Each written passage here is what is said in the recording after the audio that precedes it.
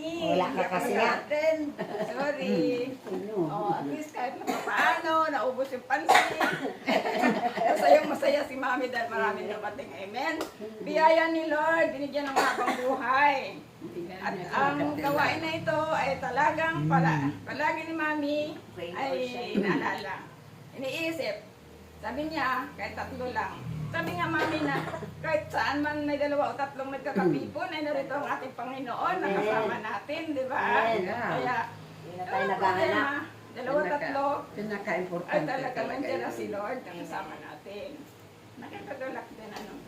Diruan mo naman, Mami. Ilan taon na kayo, Mami? Hindi ko alam.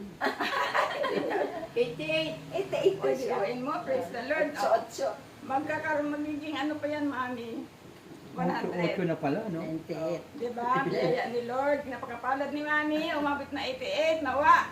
Lahat tayo aabot sa ganung Sabi nga ni Amang Yahweh, 100 years. 2 taon pa, nabenta na ha. Walang bibitaw. Amen. Kaya talagang sabihin man natin na hindi talaga pare-pareho sukat ng buhay ng tao. Si Mami isa sa binigyan ng habang buhay. Oh, mahaba At na yun. atin naman ipanalangin tayo ng mga bata pa na nawaagaluhan din tayo ng ating Panginoon ng mahabang buhay din katulad ni Mami. Amen. Amen.